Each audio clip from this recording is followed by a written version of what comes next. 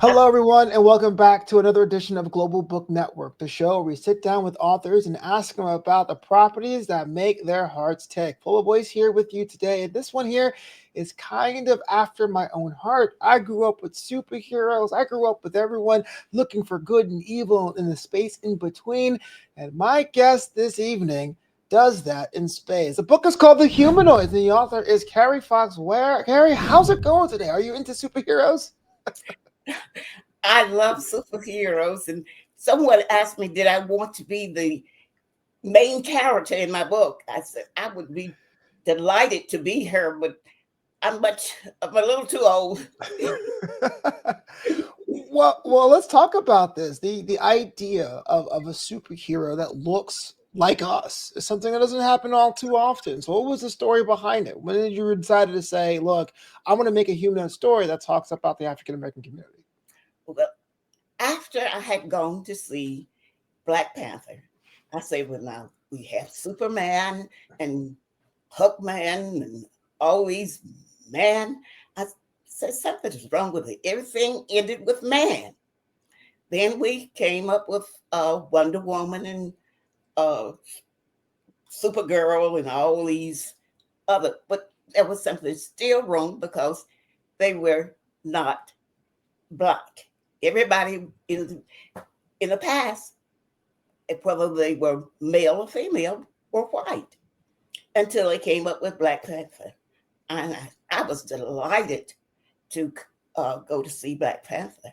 Mhm. Then I thought about, now we have a black man that's a superhero. What about a black woman? And I wrote The Humanoid, and it's the black woman that's featured in there. Yeah. Creating a superhero property is always rife with challenges. Just for full disclosure, I have a superhero of my own. I wrote that over a couple of years ago called Silver Streak, and it was a lot of fun to craft a backstory that was kind of challenging to me. But people have always told me making a superhero is one of the most difficult things because everyone says, "Oh, that sounds like this, that sounds like that." What made you decide the draft the kind of hero you wanted to see in the humanoids? I wanted to draft a woman that could do anything. They say that, they give the male, uh, he can do this and he can do that. But women can do just as much.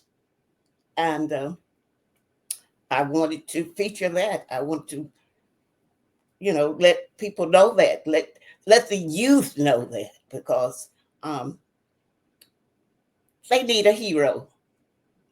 And this way they get a heroine that's super. She can do most. And one other thing, she does most of it with her mind. She Yeah. does not do a lot of fighting, but she does a lot of creative things, and that's Yeah. important to let them know that they can they can function without being a bully. Right. For the good side versus the good versus evil. Taking a step back though, before you went live, you were saying that this is a product of a long history of you being a writer. So how did you get started with the craft of writing, and how they got to lead up to something like the humanoids? I started with because I was a music teacher in my home, as well as I taught at school. But there was this music class that I taught, the piano class, and one of the second of the song in the second grade book. I'm sure old music teachers know John Thompson, and we used the John Thompson book. And in the second grade, there was a song called "Come with Me to Dreamland." And I love that song. Come with me to dreamland. Moonbeams lead the way. Let your cares and troubles vanish with the day. The clouds will be your pillow, the stars your guiding light. Sweet dreams until I meet you in that land of magical night. And I was so impressed by that song. And I wrote a story about Come With Me to Dreamland. And from that, I started writing more stories. And instead of reading stories out of the book, I would read the stories that I wrote to my class, and they enjoyed it. And that made me happy. Mhm. Yeah. And that put you down the path of doing so many other works throughout the years. Hmm. It did. Yeah. It did. So shifting back, the title, the humanoids. What does that mean in this universe, and why is that the title of the book? Okay. She was part human. She developed into being human, and she was mostly a robot. But what happened, a little girl, well, she wasn't so little, she was a ninth grader, and her science teacher uh, asked the class to uh, make a robot that was useful. And she decided to make this robot that looked human. And there were, she had next door neighbors who wanted to make robots too. But they knew that she was real smart, but they were not black like she was, and they copied her. One made a Caucasian robot, and one made I believe I put him as uh, a Japanese or something, but he was from another continent. Hmm. And anyway, uh, those three got together simply because the teacher wanted to do a do over. She said those robots were too human, and she didn't like that. And so the principal agreed with her and put robots in the gym.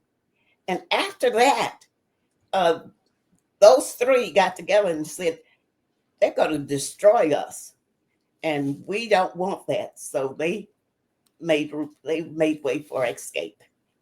Yeah. And after that, uh, they began to do more and more things. You have to read the book to find out what Yeah. they did. No, Did it's some pretty cool because you see something like humanoid, you're thinking they're like this alien thing, but then you're telling me there's a surface level underneath that says no, it's about what it means to the human condition, self-preservation, fears, and achieving. So it actually has but multiple meanings, which is cool, really, really cool. And yes, read the book, y'all, if you're listening to this episode. As an author in this genre, and this genre is so much fun, it's almost like playing in a sandbox. How did you go about crafting your universe, the villains, the backdrops, the abilities, the dialogue? Was it something like, hey, look, I'm gonna take everything I haven't seen and put it into a property? Did you pull influences from some other places? How did that work? actually, when I sat down at the computer and started writing, I had no idea what I was going to write. And I guess information just flooded into my mind, and I sat down because in this they do have millions Hmm. because on the other side the Earth is imploded by people from another planet.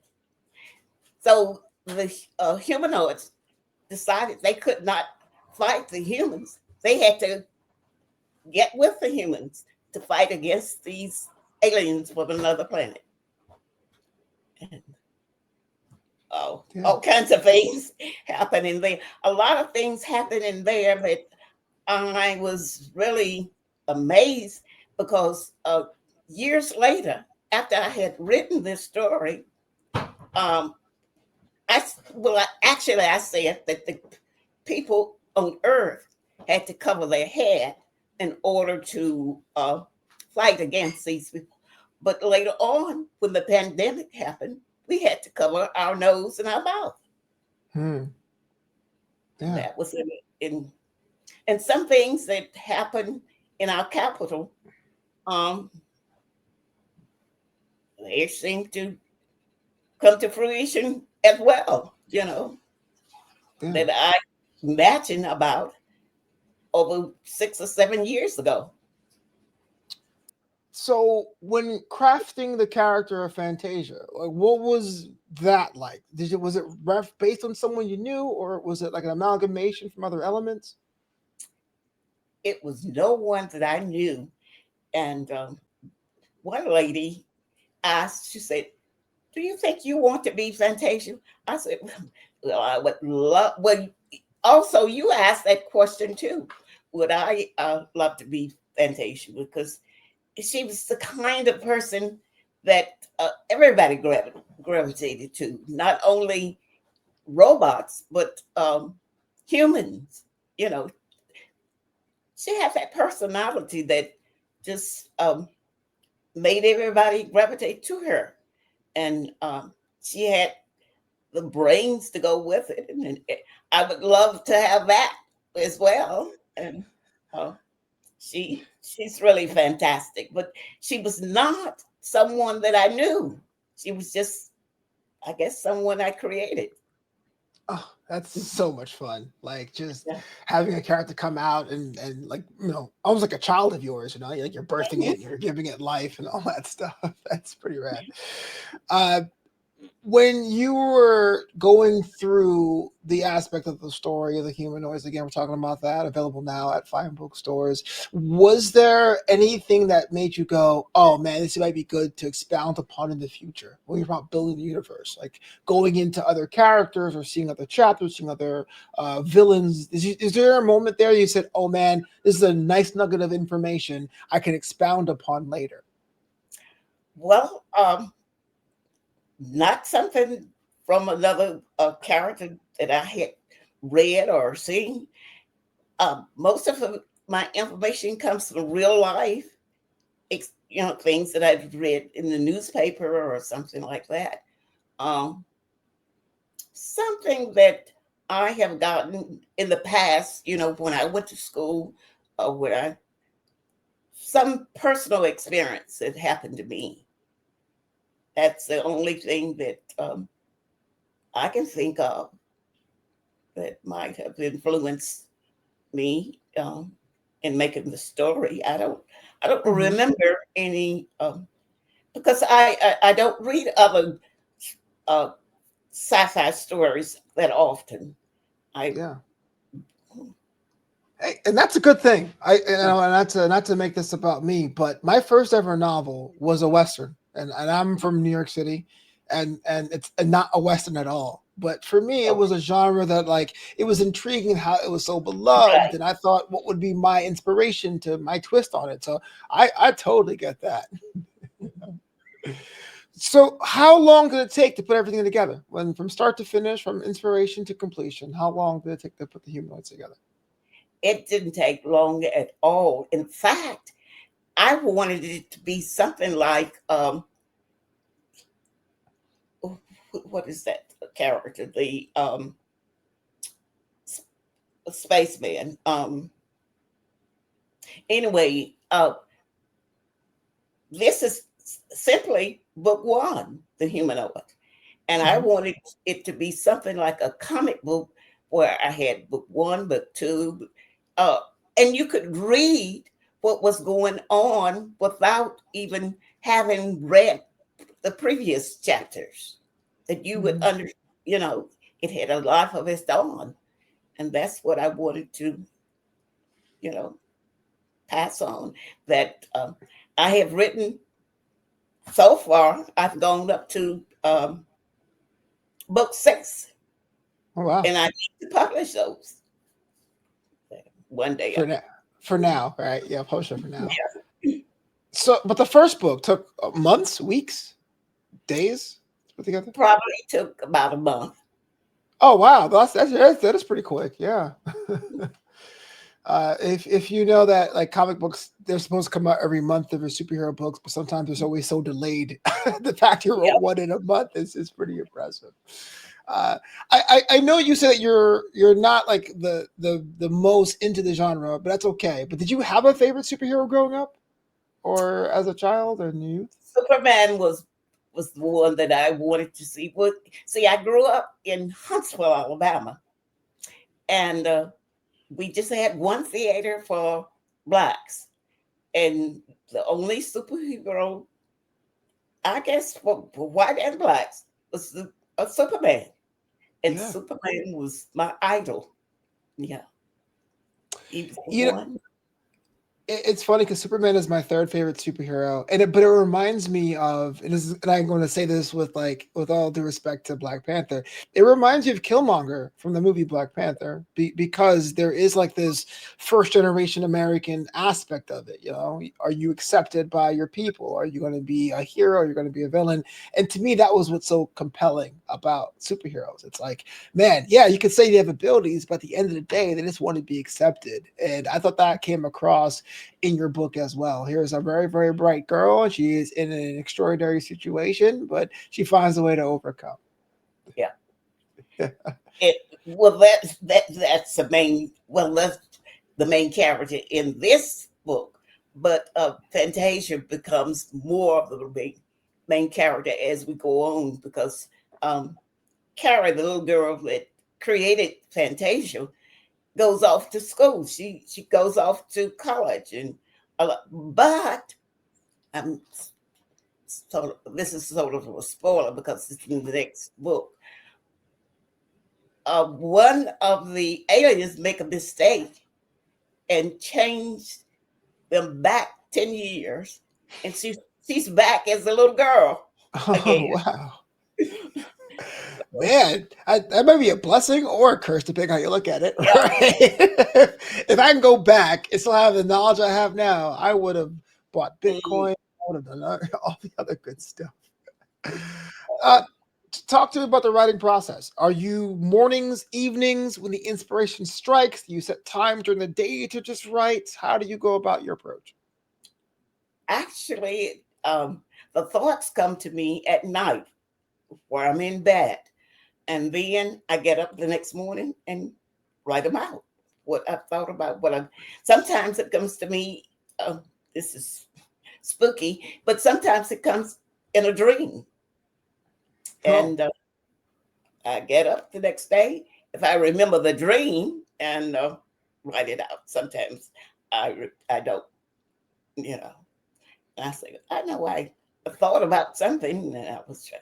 And so then when I would sit down, I would write something different, than what I thought I had thought I was ready to write about. I personally have never been that fortunate to dream up stuff, but for those who do, because we have other authors that have that ability, I'm always like, oh man, the ideas are so great because you have different physics and different emotional barriers when you're sleeping than when you are awake. That's pretty cool. That's awesome. For those that have checked it out, checked out the book, who read the book, what have they been saying? Like, what have been fans' reaction when they have a chance to meet Fantasia in the world? They really enjoy it, and I was surprised that some of them had younger children than I expected the story was written for that enjoyed it. They had little kids, and it's basically written for people like ninth graders and up.